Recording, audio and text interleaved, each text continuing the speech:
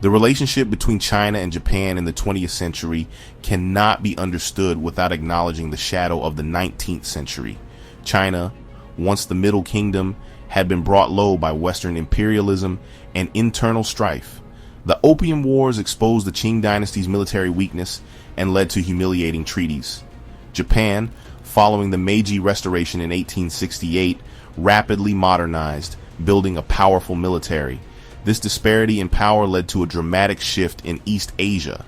Japan defeated China in the First Sino-Japanese War of 1894-1895, gaining control over Taiwan. This victory deepened China's sense of humiliation.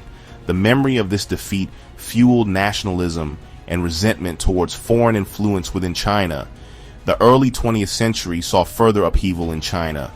The Qing dynasty collapsed in 1911, replaced by the Republic of China. However, the new republic struggled with internal divisions and warlordism. This instability weakened China, making it an attractive target for Japanese expansionism. Japan, witnessing China's vulnerability, saw an opportunity to expand its influence. The stage was set for a dramatic and tumultuous relationship between the two nations. The seeds of conflict were sown, leading to a century of tension and warfare. The echoes of these early events would resonate throughout the 20th century.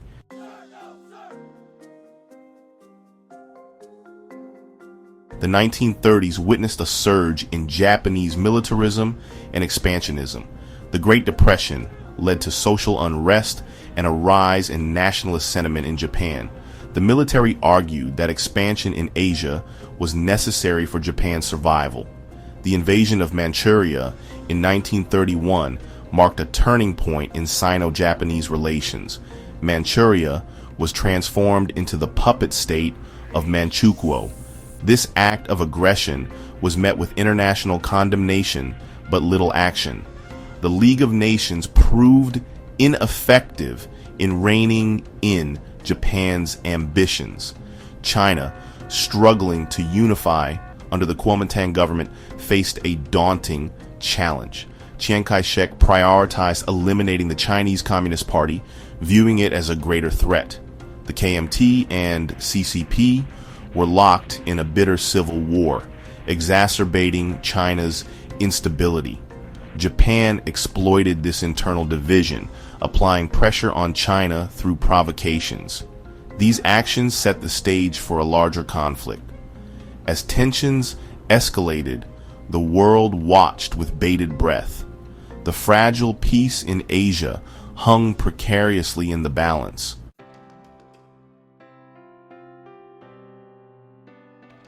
On July 7, 1937, near the Marco Polo Bridge, tensions between China and Japan erupted. Japanese troops claimed they were fired upon by Chinese forces. This incident escalated into a full-blown confrontation. The Marco Polo Bridge incident marked the beginning of the Second Sino-Japanese War. Japanese forces quickly captured Beijing and Tianjin.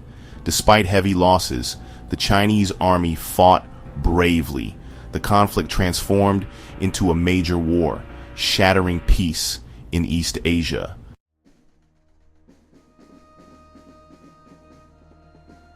In August 1937, Japan launched a major offensive against Shanghai, aiming to cripple China's economy and morale. Shanghai, China's economic hub, held immense strategic value. The battle lasted over 3 months, claiming hundreds of thousands of lives. Chinese defenders fought fiercely, but faced overwhelming odds. The city fell to Japan in November 1937, but at a high cost.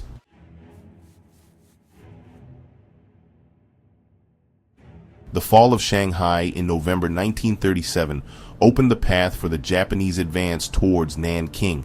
The Chinese government fled to Chongqing, leaving Nanking to its fate. On December 13, 1937, Japanese troops entered Nanking, beginning the Nanking Massacre. Over 6 weeks, the Japanese army unleashed terror on Nanking civilians. Soldiers engaged in widespread murder, rape, looting, and arson. Unarmed civilians, including women, children, and the elderly, were systematically targeted. Eyewitness accounts from foreign missionaries and journalists paint a harrowing picture.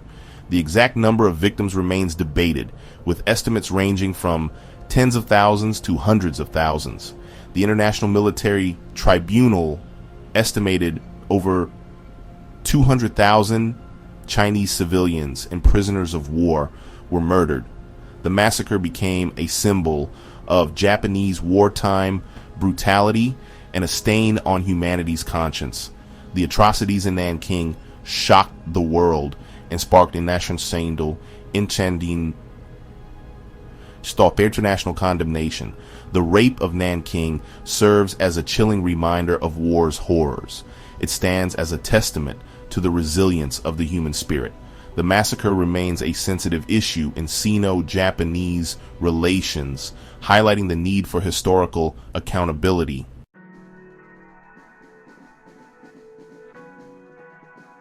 Following the capture of Nanking, the Japanese military set its sights on Wuhan, a vital city at the confluence of the Yangtze and Han rivers. Wuhan was a major transportation hub and the temporary capital of the Chinese government. The Japanese believed capturing Wuhan would cripple China's war effort. In June 1938, the Japanese launched a massive offensive towards Wuhan. The Chinese defenders prepared for a determined defense.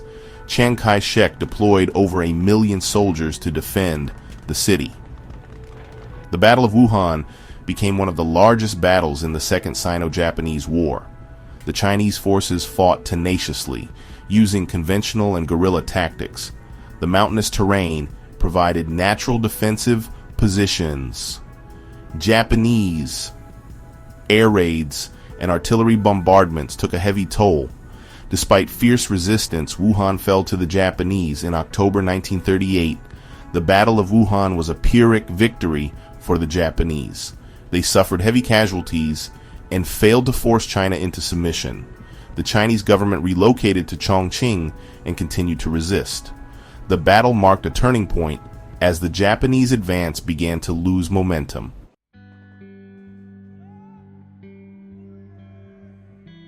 The Battle of Zaoyi, fought in early 1940, marked a significant turning point in the Second Sino-Japanese War. After the fall of Wuhan, the Japanese military launched a series of offensives aimed at crushing the remaining Chinese resistance. One such offensive targeted the city of Zaoyi, a strategic gateway to Chongqing. The Japanese believed capturing Zaoyi would sever supply lines to Chongqing. However, they encountered fierce resistance from Chinese forces. General Liu Zhongren's forces used the terrain to their advantage. Improved Chinese training and equipment inflicted heavy casualties on the Japanese. The battle lasted over 3 months, ending in a decisive Chinese victory. Exhausted and demoralized, the Japanese withdrew, abandoning their plans. The victory at Zaoyi had a profound impact on the war. It marked the first major Japanese defeat and boosted Chinese morale. The victory galvanized international support for China. The tide of the war was beginning to turn. The Japanese found their resources stretched thin. Meanwhile, the Chinese grew more determined to liberate their homeland.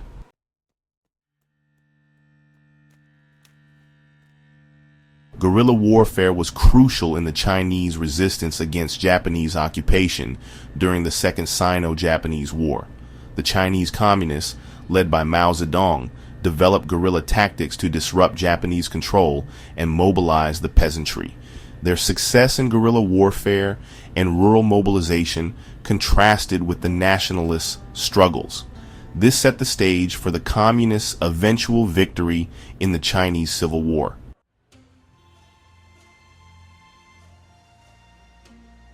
The Second Sino-Japanese War inflicted unimaginable suffering on the Chinese people. Civilians faced a nightmare of occupation, their lives upended by war.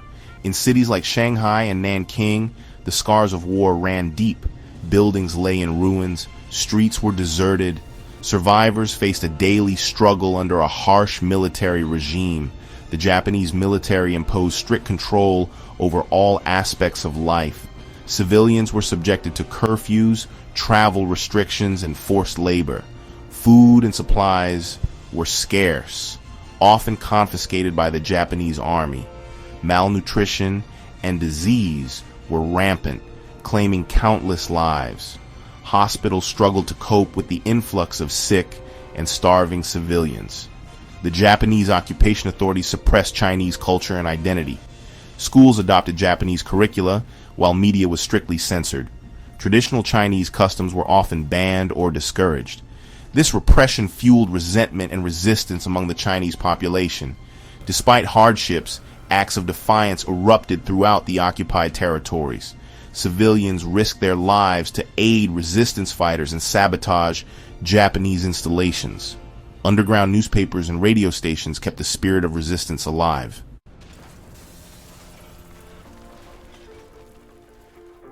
While cities bore the brunt of Japan's initial military offensives, the Chinese countryside also suffered terribly under the weight of occupation and conflict. Vast swathes of farmland, once teeming with life and sustenance, were transformed into battlegrounds, their fields churned up by tank treads and littered with unexploded ordnance. Villages were razed, crops were destroyed, and livestock were confiscated, leaving behind a trail of devastation and despair. The Japanese military, facing a resilient and resourceful enemy in the form of Chinese guerrilla fighters, often resorted to brutal tactics to suppress resistance and control the countryside. They implemented a scorched earth policy in many areas, burning villages, destroying infrastructure, and forcibly relocating entire populations in an attempt to deny shelter and support to guerrilla fighters. These brutal tactics, aimed at breaking the back of the resistance, resulted in widespread suffering and displacement among the rural population. Millions of Chinese peasants, driven from their homes and livelihoods, were forced to flee for their lives, becoming refugees in their own country. They embarked on perilous journeys, often on foot, to escape the fighting and seek refuge in safer areas. Many perished along the way, succumbing to starvation, disease, or exhaustion. Those who survived faced an uncertain future, their lives shattered by the war. The destruction of the countryside had a devastating impact on China's economy and social fabric. Agricultural production plummeted, leading to widespread famine and food shortages. The breakdown of traditional rural life, coupled with the displacement of millions of people, created social upheaval and exacerbated existing problems of poverty and inequality. The war's legacy of rural devastation would cast a long shadow over China's post-war recovery.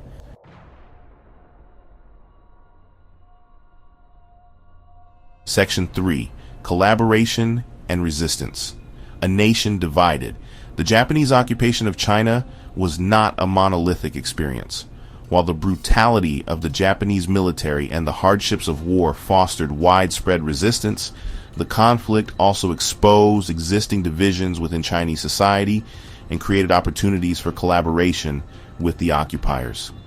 Some individuals and groups, motivated by opportunism, ideology, or a desire for self-preservation, chose to collaborate with the Japanese, serving in puppet governments, assisting with administrative tasks, or participating in economic activities that benefited the occupation regime. The reasons for collaboration were complex and varied.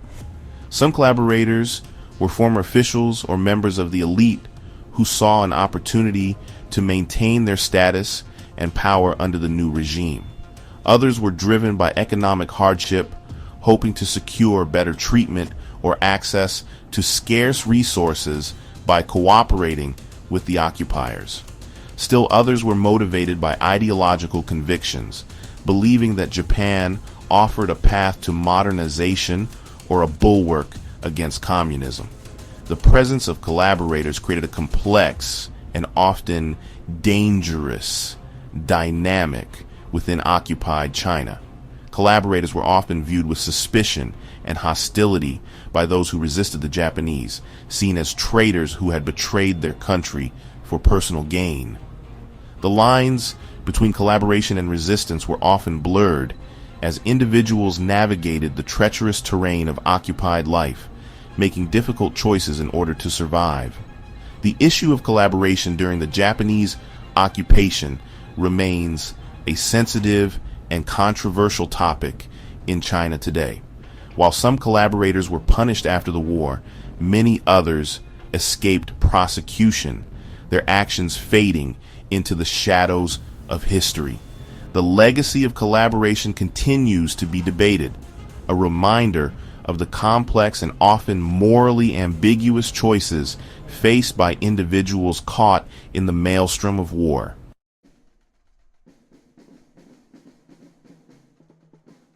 The Second Sino-Japanese War in 1937 challenged the international community. The League of Nations failed to address Japanese aggression. Western powers, focused on Nazi Germany, appeased Japan. International condemnation grew as Japan's brutality in China escalated. The U.S. criticized Japan and supported China. Reports of Japanese atrocities like the Nanking Massacre horrified Americans. Under Roosevelt, the U.S. sent aid and volunteers to China. This aid was crucial for China's war effort. The Soviet Union also provided support to China. Soviet aid declined as they faced Nazi Germany. Britain and France were reluctant to aid China. They provided limited assistance, fearing conflict with Japan. China purchased arms from Western colonies. Hong Kong was a vital supply route for China.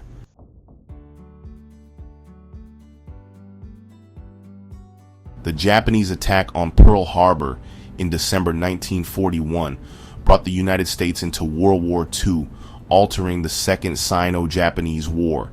China became a crucial ally, tying down Japanese troops and preventing their deployment elsewhere. The China-Burma-India theater was strategically significant, with Allied forces disrupting Japanese operations. American air power and the legendary Flying Tigers played crucial roles. The Burma campaign tested Allied cooperation, but their efforts were vital in defeating Japan.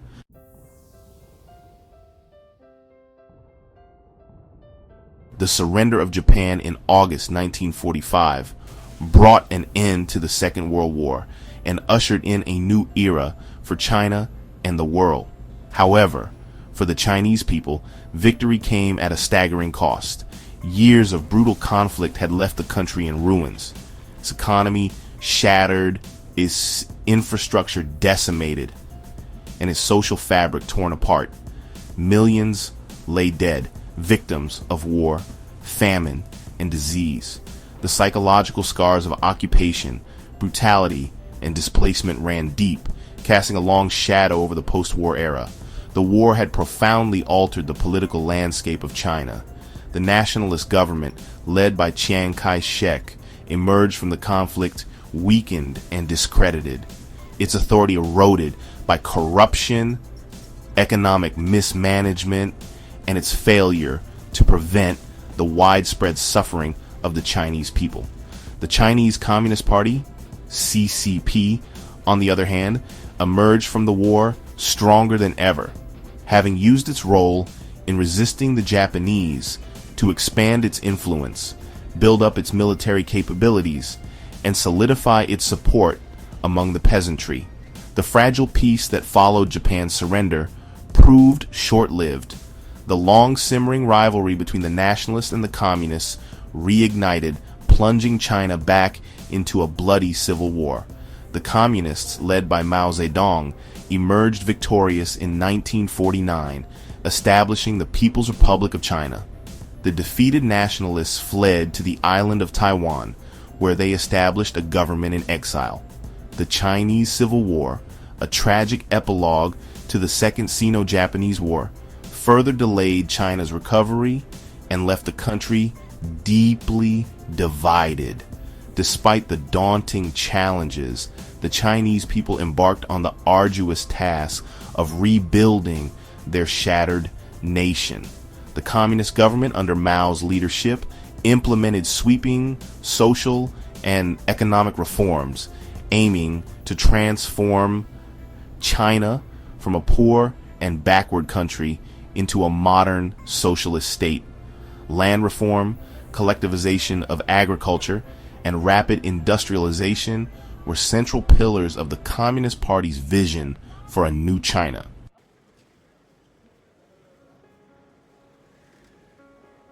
The Second Sino-Japanese War casts a long shadow over East Asia. It remains a searing reminder of past humiliation and national pride. The memory of Japanese aggression shapes contemporary Sino-Japanese relations.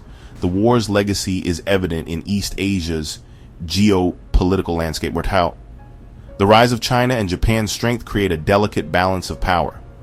Unresolved issues continue to affect relations between China and Japan.